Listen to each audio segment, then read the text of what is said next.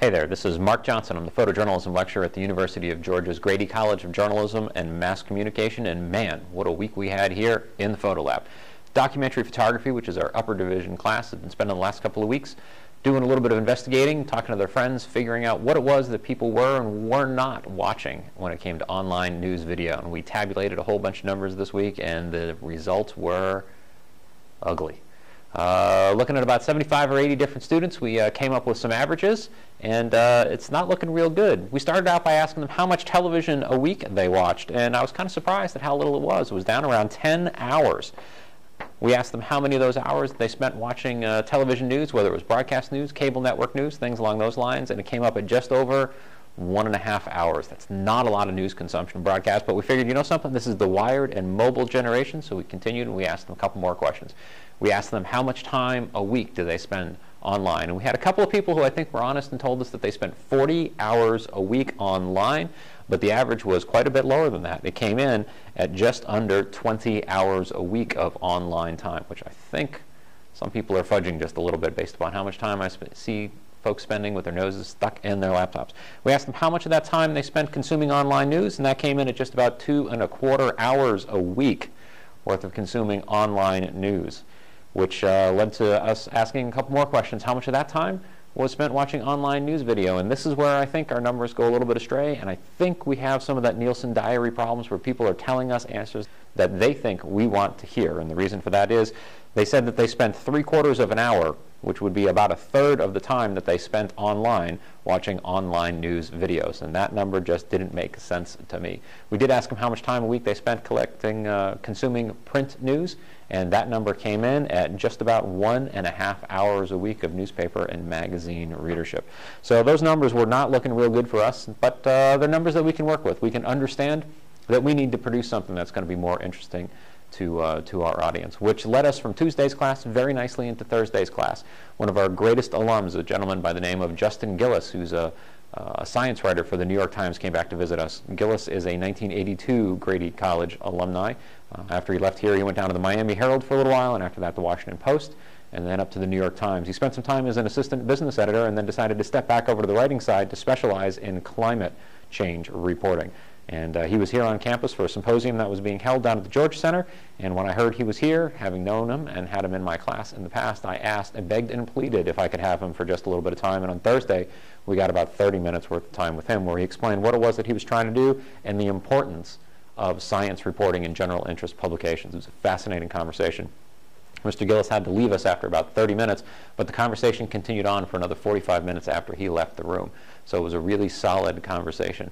Sarah Caldwell, who was in that class, decided to live tweet that part of the class. So if you search the JOUR5370 hashtag on Twitter, you can find all of the stuff that she talked about. Please be advised that my class has a bad habit of tweeting throughout that course, and so you'll occasionally find other references to odd things that get said or done in there. Please ignore most of the food comments.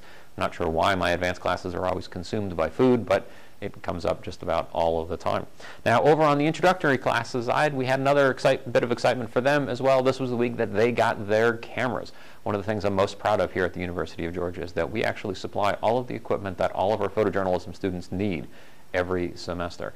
And what that means for the 32 students who are in the Introduction to Photojournalism classes this Wednesday, they were handed Canon Digital Rebel XSI, 28 to 75 millimeter f2.8 lens, memory cards, batteries, battery chargers in a nice little bag, and we taught them what all the buttons meant, and then we sent them out into the world. So you've probably seen them wandering around campus the last couple of days, pointing their cameras at inanimate objects. They're working on the nouns and verbs assignment this week, and to be perfectly honest, the content here really doesn't matter. This is basically a tool to get them used to handling that camera.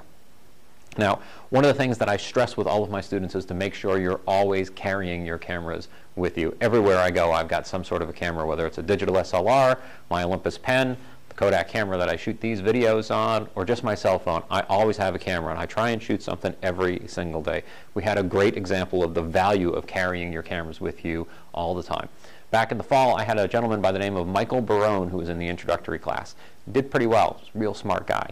He sent me an email earlier this week saying that he had a little story to tell me.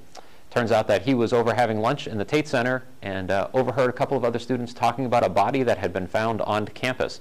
He had his camera with him because he learned his lesson.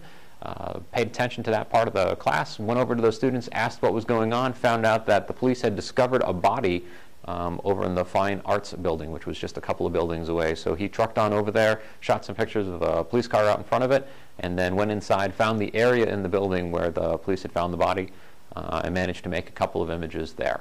So I asked them, why was he carrying his camera? I had my camera with me on Tuesday because that was one of the big reason, or one of the big points that you had talked about in the intro classes. If I ever see you on campus without your camera, I'm going to say, do you consider yourself a journalist? And so I consider myself a journalist, so I carry it with me, just in case anything happens, be it a tree falling across Millage or something, a tragedy in the Fine Arts building. Mr. Barrone, I'm happy that you were paying attention when I told you to carry your camera with you everywhere you go. You can't believe how many times you stumble across things, and if you don't have that camera with you, just going to sit there and say, if only I had listened. So we've got a couple of things coming up in the next week or two here that we want to talk about. On Thursday, we're going to have Chris Stanford from the Washington Post in the building. He's actually going to be here for a couple of days. But from 12:30 to 1:30, he's going to do a public talk on multi-platform editing. Stanford is doing a lot of work with online journalism and mobile media platforms. So he's going to do a public talk from 12:30 to 1:30 up in the Drury Room right here in Grady College. And if you notify Sophie Barnes that you'd like to join us, you can get a couple of slices of free pizza as well. Mr. Stanford's, after that, going to come down here and join us in the documentary photography class to talk about similar topics in a little more depth, a little more focused on the visual side of that. And after he's wrapped up, we're going to bring in a couple of our friends, our new friends from the Northeast Georgian newspaper up in Habersham County, and they're going to tell us what's going on up there, sorts of things that we can look forward to when we head up there at the end of February for our weekend workshop. We've started to line up a couple of editors. We've got a couple of more that we're waiting for some calls back on. But it's looking like we're going to have a really good time with a solid lineup of editors. Hopefully we'll be able to finalize that list of editors pretty soon and get it out to the students.